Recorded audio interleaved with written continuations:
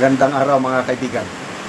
Bigyan natin ng reaction, opinion itong post ni Senator Ping Lacson sa kanyang social media page. Sabi niya, more than flood control, what the Filipino people needs is greed control. Wow! Na bullseye mo, Senator Ping Lacson. Kung bakit talamak ang korupsyon, lalo na sa flood control projects, dahil sa hindi makontrol na kasakiman ng marami. Contractors o politicians, officials in government, connivance with contractors. Kaya nagkaka-loko-loko na ang ating pamahalaan ngayon sa sobrang kasakiman ng mga nakaupo sa gobyerno na nakikipagsabuatan sa mga contractors. Okay, saludo ako kay Senator Ping Lacson. Live siya ngayon sa Senado.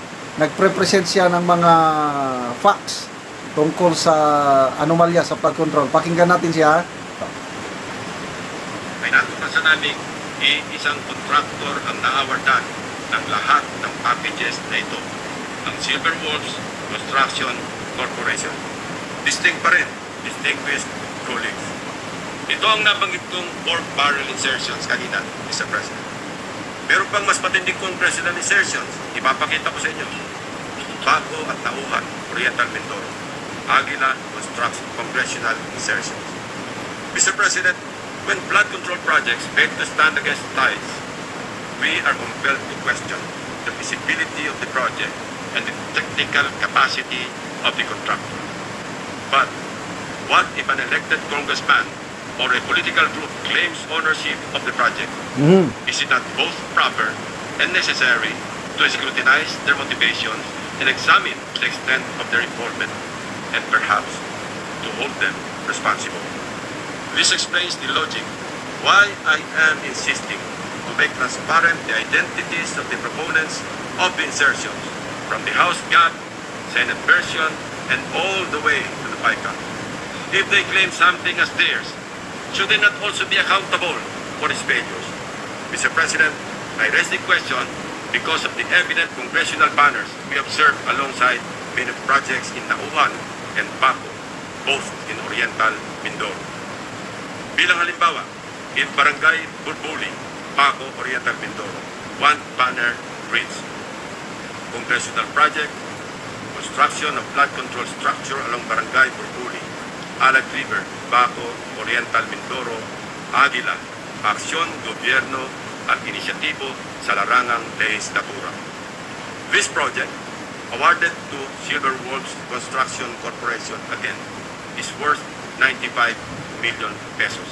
It is an ongoing project to be completed in December 2025. This project is so important that it can turn stones and get funding approval under the unprogrammed appropriations of the 2024 national budget. This brought us to dig deeper into the web. And as they say, social media is a great resource of evidence, which lawyers fondly call testimony against self-interest. In one Facebook post, we discovered a congressional representative showcasing his midterm accomplishment report covering the period from June 30, 2022 to December 31, 2023. He openly lists projects, hold your breath, funded by his office. I repeat, funded by his office, including flood control and river protection initiatives. From Aguilas Baco, let us travel to Aguilas Nauhan, also in Oriental Mindoro. Mr. President, Nauhan is among the beneficiaries of 3.6 billion pesos worth of projects, while Baco proudly lists 807 billion, all of which is attributed to and owned up by the office of the congressman. Hindi lamang po ito ang maswerteng napondohan. Isa pa sa pinagmamalaki ng mga pag-angking congressman ay ang flood control structure sa Butas River, upstream, Barangay San Jose, Nauhan, Oriental, Mindoro. We took time to visit the project, Mr. President, which he referred to as a national project through congressional allocation. The project was awarded to Raymond Builders for 231 million pesos at hinugot pa rin ito sa unprogram funds.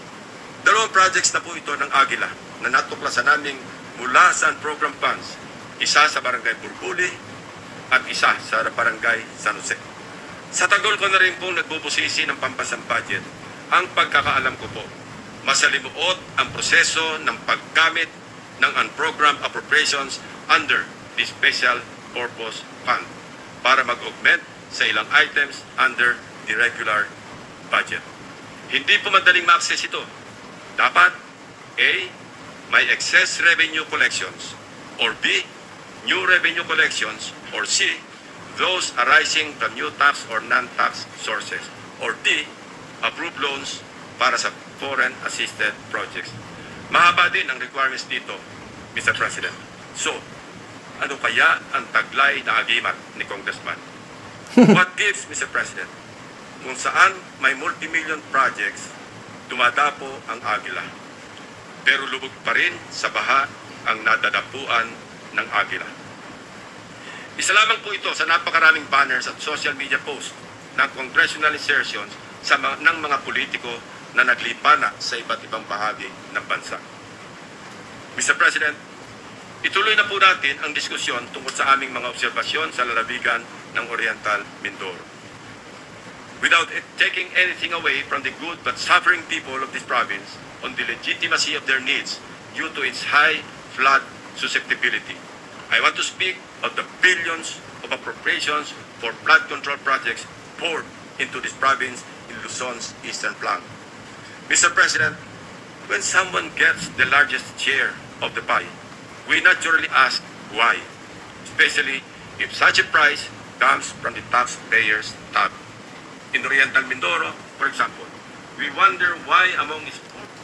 Okay, salamat po, Senator Ping Lacson. Saludo tayo sa kanya. Ulitin na yung sabi niya, greed control. Grabing kasakiman ng pera.